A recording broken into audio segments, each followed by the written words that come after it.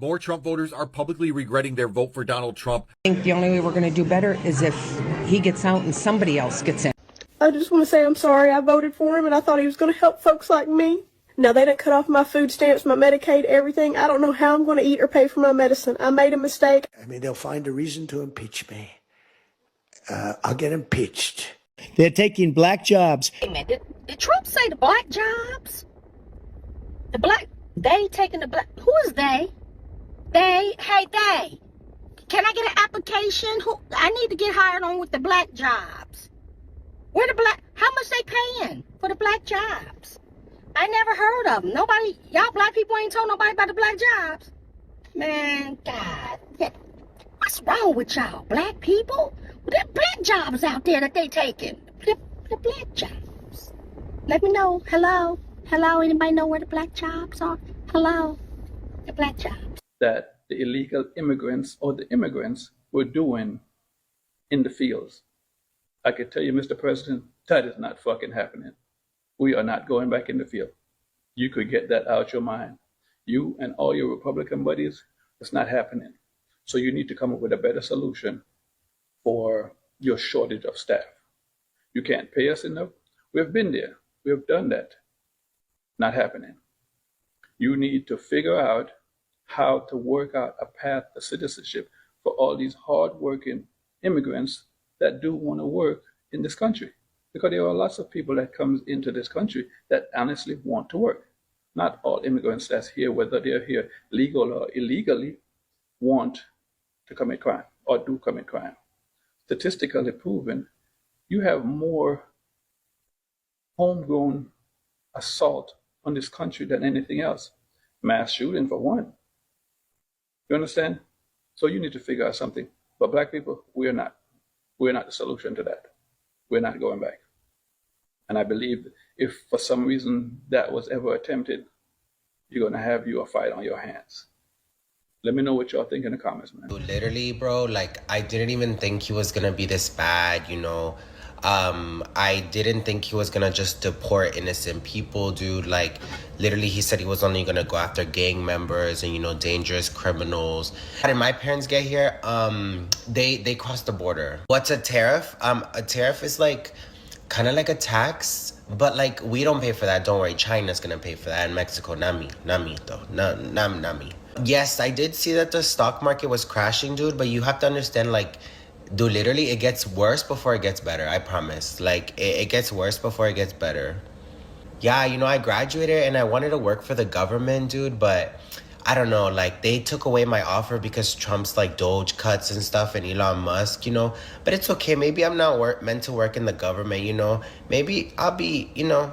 Two fronts, being in the Afghan war and the Iraq war, especially recently with Trump's statements towards Cuba. The Trump administration obviously doesn't know what they're doing, and they don't have a long-term strategy for Iran. It also means that as Americans, we could probably prepare to go into Iran, since they are calling in literally the only person that could give them guidance on a long-term war. Are you scared yet? I am. Because ultimately she's there like Omarosa would be there.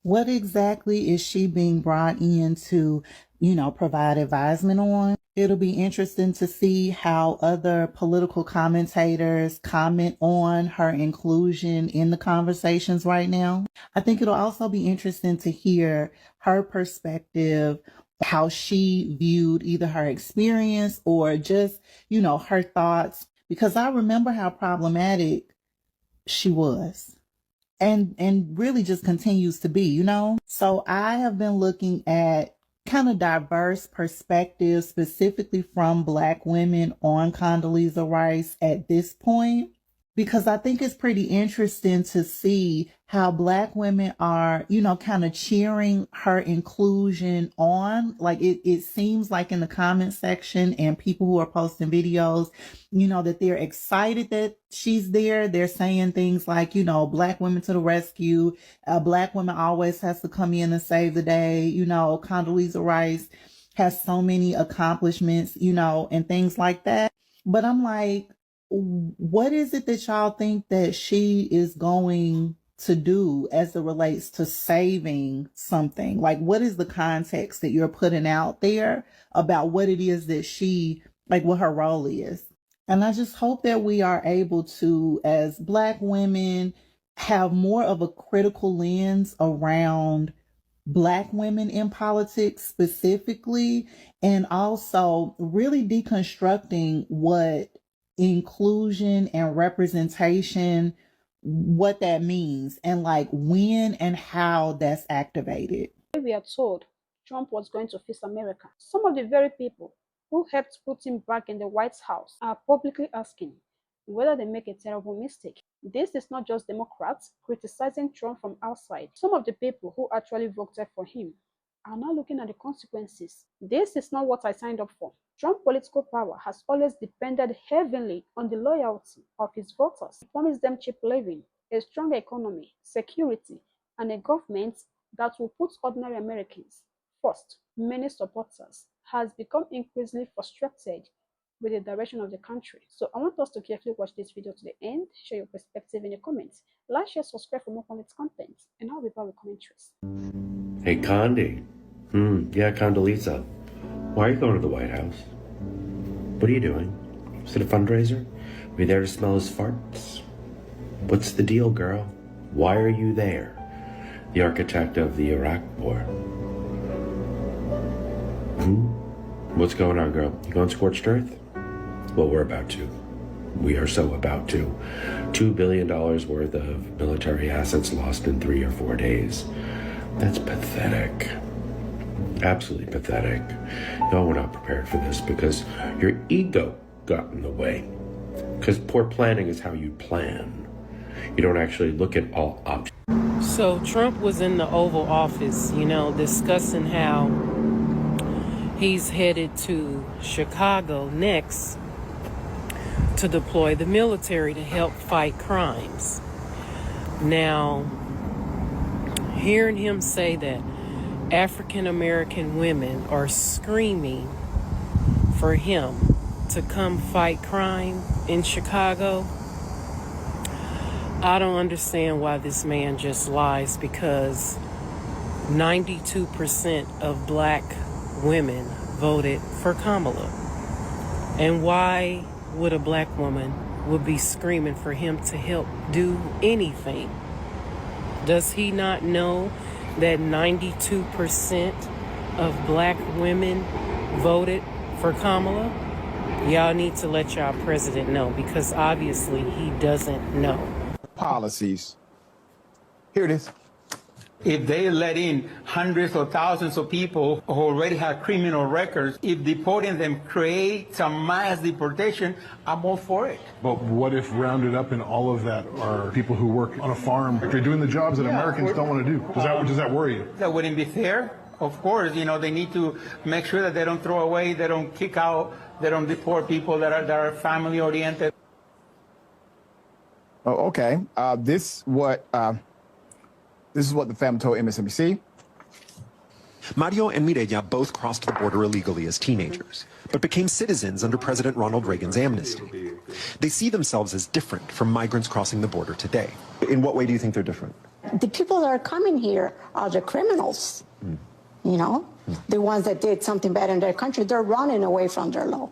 Despite having close family members who are undocumented, migrant invasion, they don't believe they'll end up in Trump's crosshairs. When you hear Trump promise mass deportations, do you worry about them? Yes and no, because the ones that I know, they're doing good. Is a conservative. She's pro-life. She voted for Trump, but she's regretting her decision because now she's pregnant with her third child. She's older, and there might be some complications where the child might not make it. And her doctor's saying, hey, you may need to go out of state to get a late-term abortion, right? So she's going through a panic. And she calls her husband to tell her what the doctor says. And her husband said, no, that's just a liberal doctor. Don't worry about it. First off, to that woman who's in this situation, I'm sorry. I hope the worst case scenario does not happen. I hope you have a healthy baby with no complications. I would never want anything to happen to you and your child. Never. I don't understand this need to listen to your husband over a medical professional.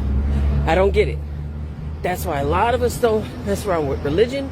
That's why a lot of us don't play around with conservative men.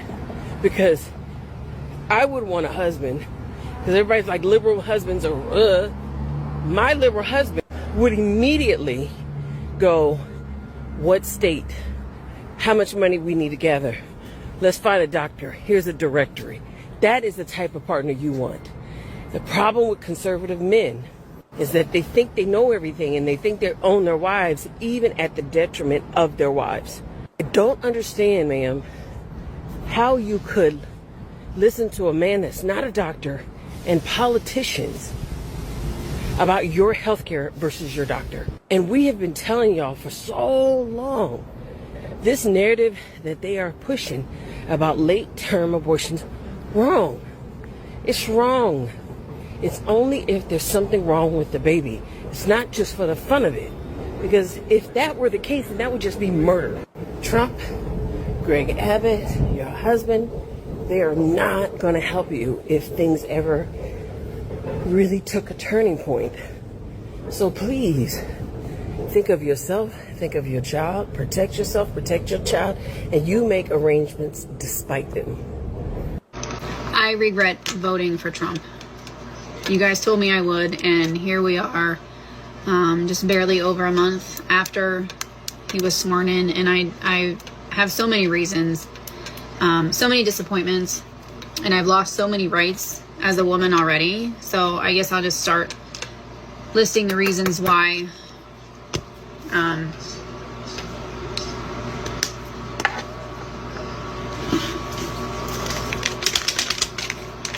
So many rights gone as a woman. Starting with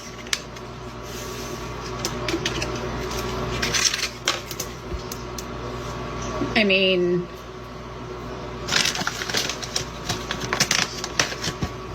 did I lose rights? I thought I did. See, I was told so many times by the left that I lost all of my rights because I'm a woman. So I mean, I thought for sure I did, but now that I'm trying to come up with a list, it's just not coming to the tip of my tongue here. I don't know. Maybe we'll try again after I do some research. I regret voting for Donald Trump. No, I'm just messing with y'all. I don't actually regret my vote. I do still think that he was a better option than Kamala Harris. But with that being said, I do just want to say that I do believe that he was going to be voted into office regardless of whether I voted for him or not. The more that I see things unfold, and yes, I was gone for 3 months, but I was still, you know, paying attention to the world and following things that were happening. I do genuinely believe that he was going to be enacted into office in order for certain biblical prophecies to be fulfilled. No, I do not believe that he is the Antichrist, but I do believe that him being in power and certain events happening currently in the world, or that have happened in the last 3 or so months, or just ever since he has been into the presidential office, I do believe that those are biblical prophecies that are being fulfilled in front of our eyes, and that we need to be watching out for, and that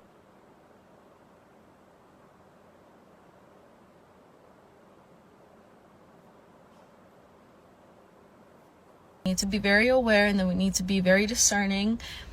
Like I said, I do not regret my vote for him because there are things that he's doing, that his cabinet is doing, that I do like and that I am in support of. But there's a lot of things that I look at and I'm like, you don't got to be doing all this. I don't think that the Trump that we voted for is the same Trump now, or maybe not necessarily that. Let me rephrase. I do think that there was some deception, and I will be first to admit that some Christians, especially as me, we did fall for the deception. Again, he did fulfill his promise, or he did keep his promises when it comes to illegal immigration, like all the things that he was trying to do.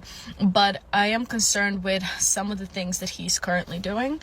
And I've always been very open in the fact that I don't like him. I don't like his personality. I don't like how he talks to people and about people. But I was always, like I always have said, I did and I do still think that he was a better option than Kamala Harris. That does not make me regret my vote, but it does, throughout my 3 months being off, TikTok and, you know, kind of leaving that echo chamber, I have realized the left wing, the right wing, they're all a part of the same bird. It's just controlled by the same people. Neither the liberals are better nor the conservatives are better. So at this point, like, enough with the labels. I am not a conservative. I'm a follower of Christ. Yes, my values and my opinions and morals and beliefs do more closely align with the conservative values. However, I have decided to no longer apply this label to me that I'm a Christian conservative. I am just a follower of Christ. I'm a daughter of the Most High King, because as Christians, the only thing that we can do is pray. Prayer is powerful. The only thing that we can do is pray for the people in power, that they will make the right choices and lead us. But at the same time, I have realized that our world is just going downhill. All these biblical prophecies are unfolding right in front of our eyes. And some of y'all are blind to see it, or just don't have the discernment to see it, or you don't want to admit that that is what we're seeing. Which I don't necessarily blame you for. It takes a certain spirit of discernment to see these things that are happening in the world and to say, yes, God warned us about this and we need to be watchful about them. There's a few things that come to mind. I'm not going to go super in depth about all of them. But for example, the peace treaty being signed in the Middle East, Trump receiving an award and being called the Prince of Peace. Again, there's things that I like that he was doing, like with immigration and stuff. But there are certain limits that are being crossed. And again, I do not regret my vote, but I am being more aware of the fact that regardless of who I voted for, this was going to unfold. The Bible warned us about this, and I'm not trying to fearmonger, but there are things happening right now, and there are going to be things happening in the near and distant future that are specifically outlined in the Bible. And then we're not to be scared of them, but we are to continue to do what we're supposed to do, to spread the gospel, to reach other people, to show them Christ's love and his sacrifice for us, because that is how we reach. That is why I'm no longer interested in doing these lives and apologetics, because I realize and I understand now that people don't come into my lives because they're genuinely interested in learning a different perspective. People come for the debate. Let me get a gotcha moment. Let me clip this because people will think that I'm smart or whatever. People don't always have a genuine desire to know Christ. And breaking news, I couldn't wait to share this story with you. Donald Trump is calling on a black woman to help him get out of the mess he's created in Iran. That's right. Donald Trump, the man who has attacked every black person with expertise in his administration, who's taken rank away from black generals, saying they only achieved their rank by DEI, the same man who took black history books from the military libraries. Well, today, a CNN reporter saw Condoleezza Rice quietly entering the White House. If you're not old enough to remember, Condoleezza Rice was the national security advisor during the period of 9/11, the Iraq War, under George W. Bush. Now, she's not a Fox News host. She's not a social media influencer like most of the people in Trump's cabinet. She happens to have a PhD in political science and is considered a brilliant person when it comes to the understanding of foreign affairs and geopolitics. So all of Trump's influencers are not very helpful in this situation. So it turns out that he needed to connect to a black person with expertise, which just seemed to me the ultimate irony for all he's done to try to discredit people. And for those of you who might be stumbling on this video, who think the war is going well in Iran, please take a look at another video I posted today. Colin Powell's chief of staff gives an eye-opening assessment of what the mainstream media or any media in the United States is not telling us. I think you'll be surprised. That's the video. Thank you for watching. See you in the next one.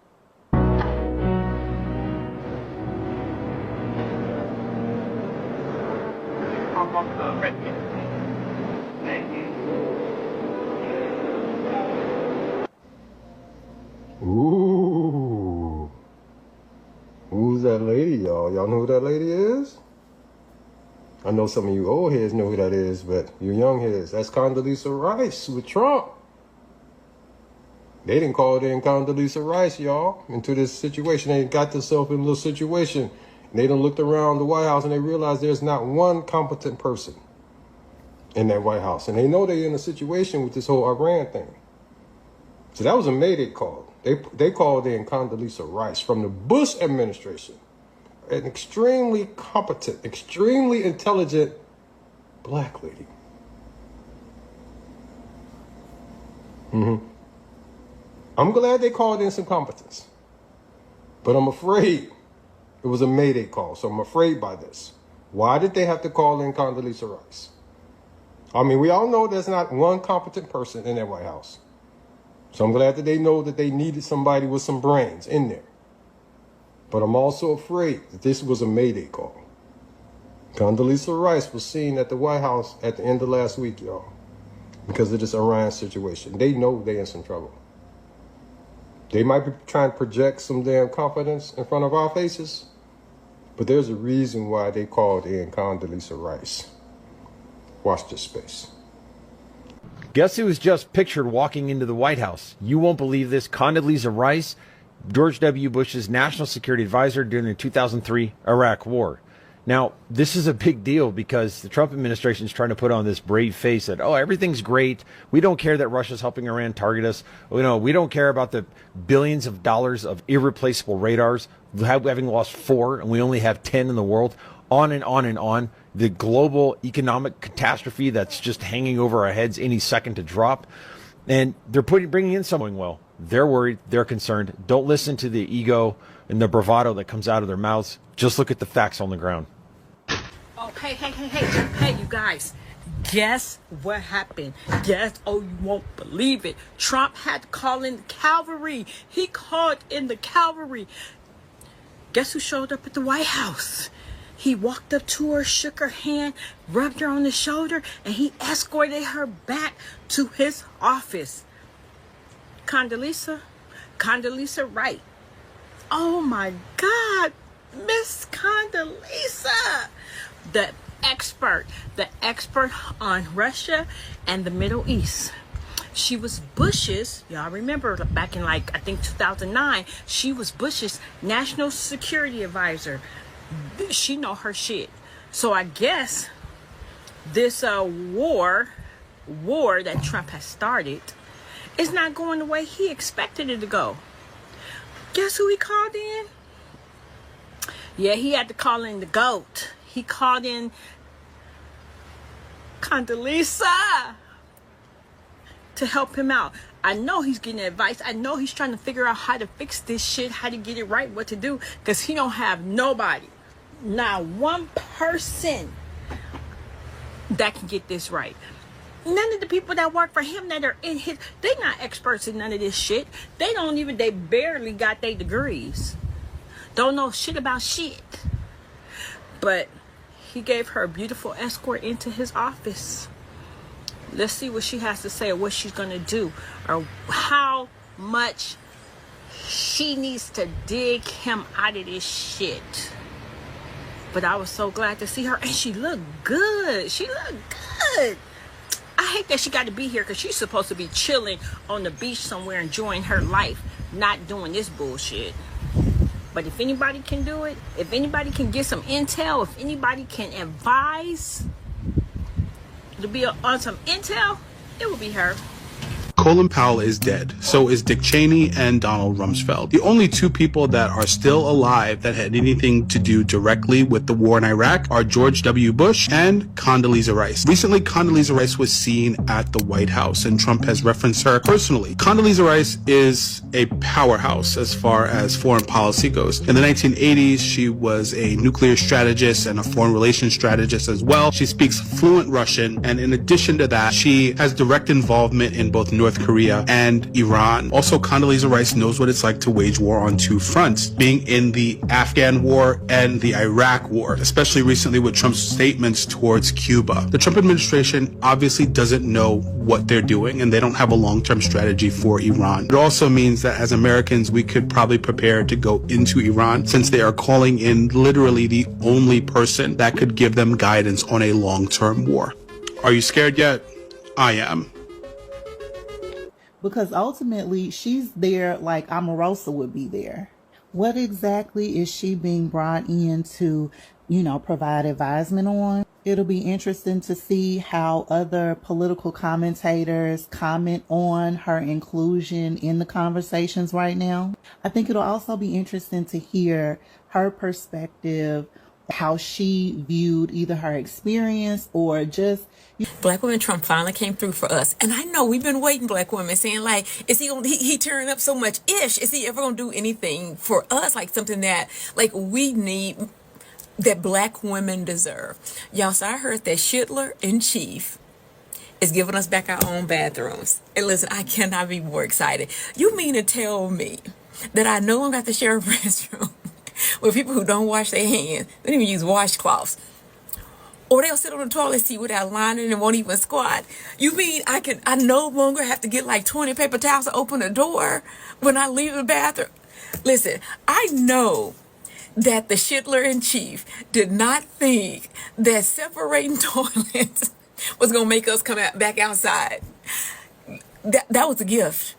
You know what? I know y'all listen, Black women. I know we don't like a lot of things that Trump is doing. And we're going to get back to our regular scheduled program tomorrow, right? Because he's going to do something else stupid. But today, we're going to thank him for giving us our bathrooms back.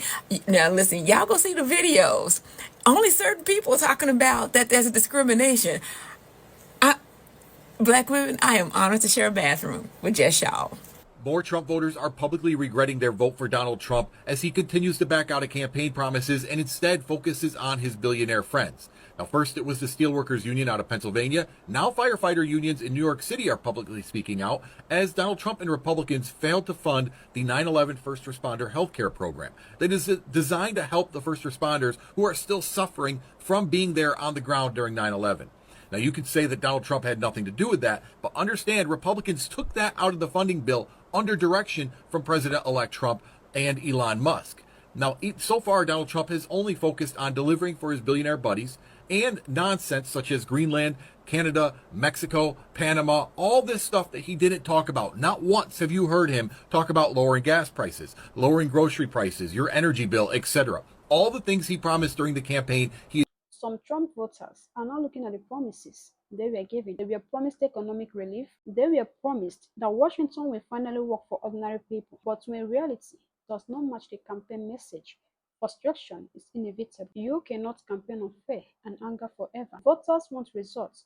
People have bills to pay, families to support, and future to protect. Political slogan: do not lower groceries bill, create affordable houses, or make everyday life easier. If you vote for a politician because you believe their promises, you have every right to criticize that politician. When those promises are not delivered, and admitting you make a wrong choice is not a weakness, it's accountability. Thank you for watching to the end. Share your perspective in the comments. Share, subscribe for more quality content, and I will see you guys in the next one.